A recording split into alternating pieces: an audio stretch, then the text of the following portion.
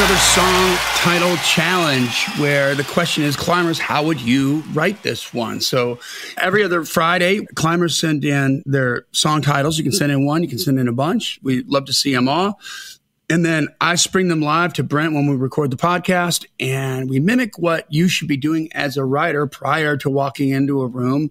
And sometimes what happens, like in the first 15 minutes of a room, where you take the title and we cook up 4 to 6 different conceptual ideas for the lyrics based on that title to make sure we've got the coolest twist to it. And sometimes the first idea that, the most obvious idea that you want to write the lyrics to, more often than not, it's not the best one. It's just the most cliche one. All right. Sometimes it is, but I think more often than not, you got to dig down a little bit. So this is not a co-write in any way, shape, or form. Use everything we say, use none of what we say. It's up to you. We just want to be invited to the #1 party. Where do you send your song titles in? Send them to info@daredevilproduction.com. Production is singular. There is no S. info@daredevilproduction.com, and put song title challenge in the subject line so it gets in the right folder. If you don't, it won't. Okay. That's right. So make sure that happens. Anything you want to add to that, brother? Man, this is just to encourage you to dig deeper into your titles and to find something better. Or maybe you found out that there wasn't anything better and your first angle was the best, but at least you know that and you can proceed confidently. So I want to help you write better songs. Yeah, not for nothing, this helps revive some of the old titles in your hook book for sure that you haven't thought about in years because they turned you on at one point enough that you took the time and energy to write it down in the book. You thought it was something worth holding on to. And now when you go back and do that, even, I'll be honest with you, even the most mundane titles, there's some titles where I'm just like, I got a boatload in the folder that y'all have sent in. I think they're all mundane. And I'm going to tell you, I have that thought a lot. And then I put this up there and then we figure out a way to make it cool with the concept behind it. So you know what? Even the titles that you think are mundane, do it. Like the most mundane titles, go do it on that and see what happens. Like it's super fun. Yeah, I had a cool experience the other day, and I'll leave names out, but there are a couple guys that hired me to come in and kind of help with this song they were stuck on. And like I like to say, I can help you prepare your song or repair it. And so they were just trying to get me to help them bring it across the finish line, which I'm happy to do. And I just had to be honest with them. The title's one, I looked it up. It's like, okay, title clears, it's one that definitely fits in the country world, but it's somehow not been done yet that I could see. So I'm like, okay, title's all right. But the angle they brought on it, I'm like, I got to be honest with you. Like, I don't care how well we write this. It's probably not going to ever have a chance of getting cut just because that concept to go with that title has been done so many times. It's one of those that we talked about in a Play for Publisher. The song was well written, played it for the publisher, and he was like, I can't get that cut. There's so many of those floating around. They're not going to cut my version of it. The artist is going to write that themselves or somebody else. Like I can't do anything with that.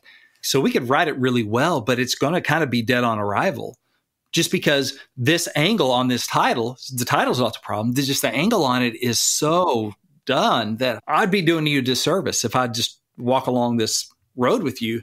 I'll do that if you want me to, because you hired me to come in, and one of the other guys said, can we song title challenge it? I'm like, yes, we can. There we go. Yes, climbers. And so we woodshedded on it and found what we all agreed was a much better, more fresh angle on it. And we're much happier with the song. And we got it written and everyone's way more fired up about it. So yeah, they could have missed it. It had a nice melody, but it wasn't going to matter because that idea was such a cliche one that it's like, unless you write it with the artist, and even then you don't have a good shot at it. Yeah. All right. So let's get to ours today. Are you ready? Yes, sir. So this comes from Mike Parker. Thank you, Mike. Hey, Mike. And this title is Bad Poetry. Bad Poetry. Oh, that's great. So Mike's a good dude, man. He's I don't know if he's a good dude. I don't know what he says in his private time. But anyway, he's a nice guy for what I've seen. He's a climber. He's a songwriting pro member. So I get to hang out with him some on like our jam sessions and stuff and co-writer cafes. And he's a good writer too. So thanks for sending this in, Mike. Bad Poetry. Now I laughed when I heard that, because that's how I described how I started off writing. I was writing bad poetry because of, Juliana Skinner and stuff in high school. So there you go. That's, before I started writing lyrics, I was writing bad poetry. So anyway, that made me laugh. Took me down Took me down an Well, old hey, road. not for nothing, that's an angle. Yeah. Like, what about a song about the singer looking back on his career or her career, right? And you're just sort of like a see how far I've come kind of a thing as a person. And it all sort of starts out like everybody's life starts as bad poetry. Like you can't speak until you can talk. Like we're all trying to make reason out of the rhymes, you know? Yeah. Yeah. I mean, I like that. You know, or trying to impress a good girl with bad poetry. I wonder if you can play off the good bad kind of thing. Juxtapose. Yeah. Trying to, how did you get me, or how did you win her over? I impressed a real good girl with real bad poetry. Exactly. Good. Let's see, bad poetry. So that's interesting. So there's that kind of, so it takes me back to the high school stuff, and I wasn't trying to impress her with that. It was just like venting. Bad poetry, good wine and bad poetry. Of course, I'm a country hammer. You kind of normally see everything as a country nail. So I think of, boy, can that be a country song? Bad poetry.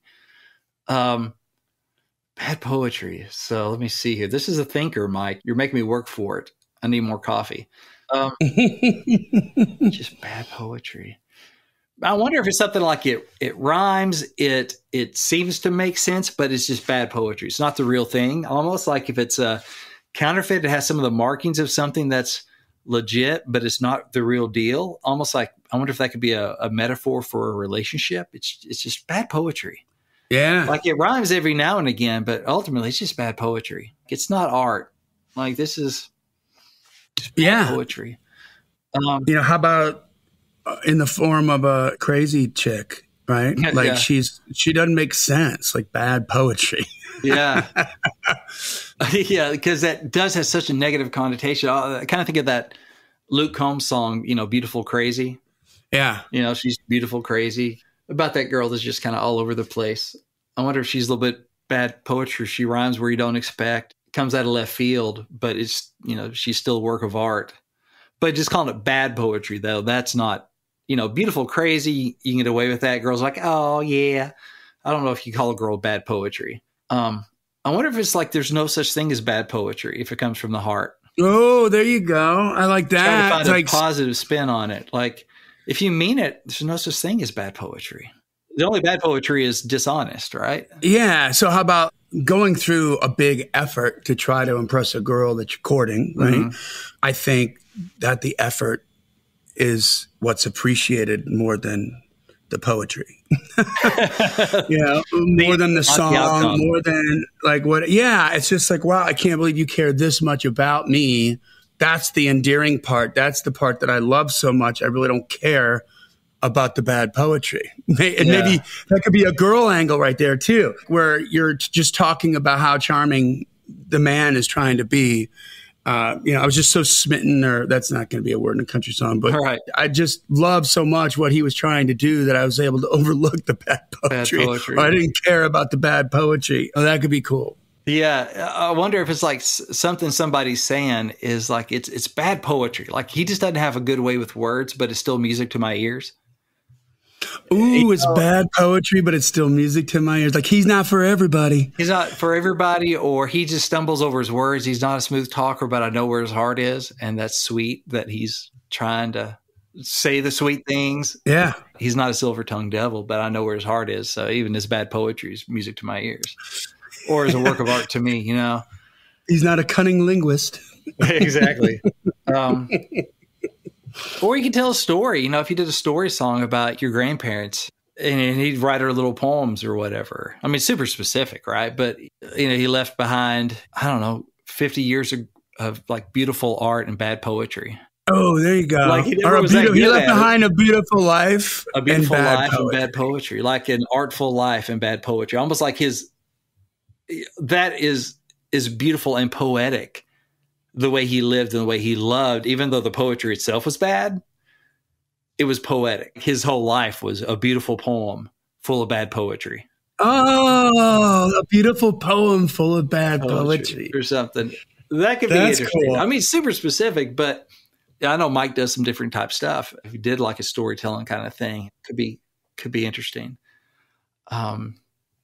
Or maybe you don't have to love perfectly for it to be worthwhile. If there's a way to make it not literally about poetry, maybe it's like... But I mean, I feel like the metaphor is there, like poetry in motion, right? Yeah. Isn't actually about poetry. What is poetry? It's that skillful charm, like you said, the silver-tongued devil, but it can be movements, can it? Like Brett Favre, poetry in motion, just watching him with a football in his hand and what he can do to make that happen. Yeah. So what other kinds of like actions could be? I'm not sure. I'm taking a left turn because something popped in my head, but it's like, I can't give you everything, but I can give you good kisses, bad poetry, and kind of like a little bit of the all shucks country boy kind of thing. Like, I can't give you the world, but I can give you good love, bad poetry, and the rest of my life. Yeah. There you go. Yeah. It could be kind of cool. Like, even the whole song's not about bad poetry, because I don't know how many genres can support a whole song about poetry. Right. Right. By the way, I think it would be boring if it was about poetry. Do what? I think it would be boring if it was all about poetry. I think that you're coining a phrase, right? Yeah. So what if it's like, I can't give you all this stuff, but I can give you good love, bad poetry, and the rest of my life. Make that like a 3-thing phrase. Yeah. Good love, bad poetry, and the rest of my life, but just call it bad poetry. Yeah. Because that's a little more intriguing, going, bad poetry, what is that? Yeah. But then it becomes so sweet. Like, he's humble. He's a little self-deprecating. Like, yeah, all this stuff I can't give you. I'm not the Don Juan kind of whatever Jet Set are going to take you to Paris on a whim, but I give you long kisses, bad poetry, and good love. Yeah, you could go down the I forgot who wrote this, but it was Tim McGraw's song. It's a business doing pleasure with you. Yeah. Where he's just like listing off all the, gotten his spinners on your Escalade, spent $700 on that damn dog's collar. Right. It could be a fun thing where you just sort of list a bunch of brands and have some fun on all the stuff you're not going to give her. Yeah. It's like, and then at the end, you wrap it up, and here's what I am going to give you is good love, bad poetry, and the rest of my life. Yeah. So I think that could be like country boy sweet. Yeah. Which would be cool. So that would make it like, okay, I could see that. Like, I don't try and be sweet and romantic, and it's not always going to fly. Okay. How about putting the juxtaposition after? So maybe like, who knew bad poetry could work so good? Yeah. Maybe you're talking about a fortune cookie message. That's funny. And you tell the story that way. And that's like, maybe you see the love of your life for the first time, and she's at another table with some girlfriends, and you're both at a Chinese restaurant. And then you open up your fortune cookie and it says something cheesy about going to see the girl or whatever. You know what I mean? And so you just sort of walk over and you put the message down by her. Yeah, like, I just want to say, I just got this. And I just had to come over and say hello to you because this cookie, like, so it's like, who knew that I could have such a good life from bad poetry, right? Like, maybe looking back or something like that. That's funny. Bad poetry. What else? Could be talking about kids. Bad poetry is so good when you're like 6-year-old writes you a poem. I should have thought that, but like, it's priceless. Yeah, so come on. How did I come up with this, jerky? Yeah, because I'm too close to it, Johnny. Fish doesn't know it's wet. But yeah, like on the refrigerator door kind of thing. Yeah. I mean, Luke Combs has that song about refrigerator door, but kind of that stuff that's been referenced before in plenty of songs, but the refrigerator door has, like pictures the kids draw on the refrigerator door and, stuff hanging up there. But I wonder if there's something like bad poetry and best years of my life, like grocery list, bad poetry, and the best, if there's a way to kind of say what's on that fridge or something like, because if you're talking about what's on there with your kids, the Luke Combs thing is more of just a life thing, or my friends are getting married and different stuff, because he doesn't have kids. But if you made it like a very much a kid thing, and it could be a female song too, it's like right there on the side or whatever, our grocery list, bad poetry, and the best years of my life. Is there a way that you could, is there a way that, and I don't know the Luke Combs song, so maybe that's what he did, but where you're just describing like what's on there, but you're not even actually saying that it's a refrigerator? Where you just sort of go down that rabbit hole and you start sort of randomly dropping lines about what's Pictures on of the kind of this and the kind of wedding magnet, you know, invitations. the watermelon magnet. Mhm. Yeah, and this thing has been there for too long. It probably needs to go. Yeah, so that's basically what he does, from what I recall, is he starts listing all that stuff that's on there, but it's not till the chorus I till thought he I had a drops great that idea. it's on the refrigerator door. You know, this is my life or something, or so, I can't remember. But it's interesting if maybe if it's a mom or a dad's point of view, you know, as the main lens through which we see this is, you know, you follow them through all the craziness, and maybe you finally got them off to school and walked back in the house. It was like, oh, good grief. Okay, what all I got to do? Whatever. But sees the refrigerator, like the art, the poem they brought from school or something. And you could talk about that, which, you know, so many parents can relate to because everything goes up on the refrigerator door. And is it technically good? No. Is it priceless?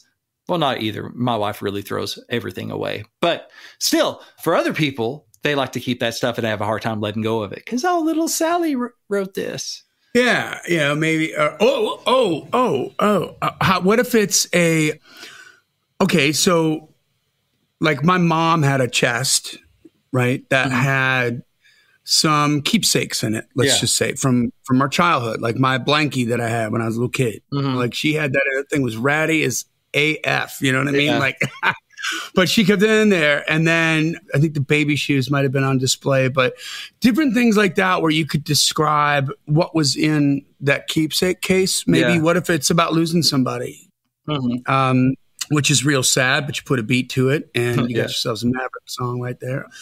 Or your parents, like say they gave that to you, like when you moved out.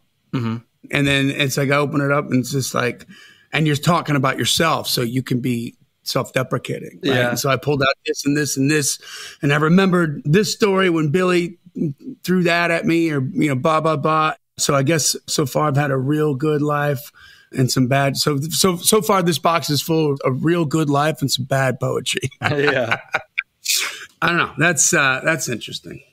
Yeah. So many ways we could go with it, Mike. I mean, there's, your grandparents' story, the 50 years of bad poetry. That's a work of art. He was always writing her little love notes. I think that could be really cool. I like the promissory thing of like, I can't give you Paris, but I can give you good love, bad poetry in the next 50 years, you know? Yeah, and the rest of my life. I think the refrigerator door thing is cool. And there's no such thing as bad poetry if it comes from the heart. You know, I think how about if you quantify that too? So it's like, I can give you a lot of good love, a little bad poetry, and the rest of my life. Maybe, I don't know. It depends on the song and the beat and whether or not that's going to roll off the tongue. But right. But still, I think there's something cool there. So, and you know what? Okay, one more thing. Like, so if let's say, because that sounds like a clever way to pick up a chick, right? Yeah. And to start a relationship with the fortune cookie thing, right? If you just happen to get like the right message that could be really funny or something like that. And maybe it says, today's the day you should take a chance, right? Or something like that, or some sort of fortune cookie message. And you walk that over to the girl and you say, I just got this fortune cookie and I'm going to give it. And it's cheesy as all get out. You know what I mean? But because you're good, you can work it into something brilliant, right? And you leave that there. And so then that becomes, what if that becomes a thing between the two of them, right? So like, so all the time he's got to come up with some like really bad poetry to keep the... Keep the streak going. The love alive. Yeah. One thing I'm thinking too, what if it's like, girl, you're so amazing, not even I could write bad poetry about you. You're so good, any poem about you would be would awesome. Have to be amazing. Like nobody can write bad poetry about you. Oh, that's even great. My poem about you would be good because you're so good. Like you just make it so easy. Yeah. You make our life so easy, right? Like okay, I'm gonna I think it's from LL Cool J. I don't think I've quoted LL on this yet. I don't think you've ever quoted LL Cool J on the podcast, no. Yeah. So a picture of me is like one of Michelangelo's. Is in one of his old songs. Oh, nice. Yeah. I think it may be from Bad. I don't know, like way back in the day. But yeah, a picture of me is like one of Michelangelo's. Maybe it's Will Smith. LL Cool, whatever. I don't know. It's been decades. But basically saying like, I'm so quality, any picture of me, it immediately becomes a masterpiece, right? So what if it's like, you're so awesome, any poem about you basically becomes a masterpiece because of you. So like, can't even write a bad poem about you. It's a thought. Yeah, no, I like that though. Like, it can't be bad poetry. It can't, how would you phrase that? But I don't know. I think we got a lot of good looks at it. Yeah, we do. So Mike, thank you. And dang you. Dang it. Hang me. I gotta take a rope and hang me. All right. Well, that brings us to the end of another killer song title challenge here, Brent. If Mike wants to work on this privately with you, what does he do? Yeah, I can help you repair your song. I can help you prepare your song. I can answer your questions about the music business, all that good stuff. I'm at your service. You get all the details. You see in my calendar, and you can book a session for Q&A, coach writing, song feedback, all that good stuff at songwritingpro.com/coaching. That is songwritingpro.com/coaching. All right, guys, there you go. This podcast exists because we want you to win. So keep on climbing. And we'll see you at the top.